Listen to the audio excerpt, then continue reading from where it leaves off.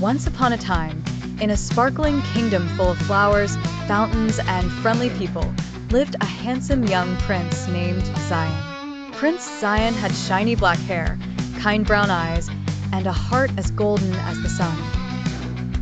Everyone in the kingdom loved him because he was brave, smart, and always smiling.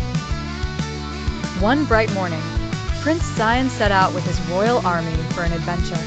They marched toward a nearby village surrounded by thick jungles, famous for deer, birds, and mysterious stories. "Let's go hunting," the prince cheered, and the soldiers followed with laughter and excitement. As they passed through the village, Prince Zion's eyes suddenly stopped on someone, a young girl named Lena. She was feeding birds under a big mango tree. She had sparkling eyes, a sweet smile, and looked like a fairy from the sky. The prince was enchanted. "Who is she?" he whispered to his captain. "That is Lena, the kindest and most beautiful girl in the village," the captain replied.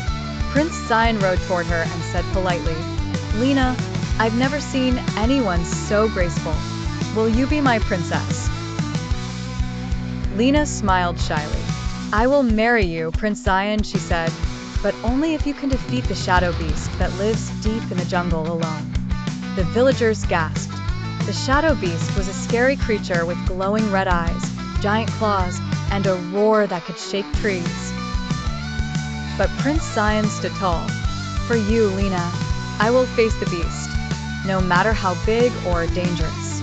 That night, under the moonlight, Prince Zion walked alone into the dark jungle, carrying only his sword and courage.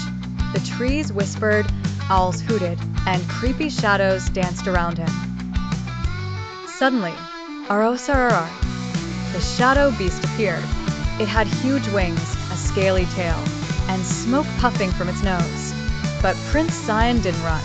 He dodged its claws. He jumped over fallen trees. He struck with his sword, and with a mighty yell, slash, he hit the beast's weak spot. The shadow beast roared one last time and vanished into dust, leaving behind only a glowing crystal, a sign of victory.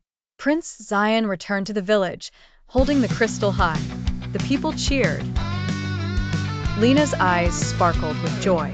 "You kept your promise," she said softly. "Now I will keep mine."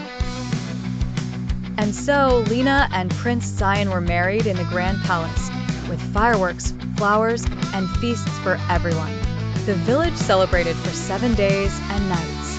From that day on, Prince Zion ruled with Lena by his side, and the kingdom grew even more beautiful, just like their love.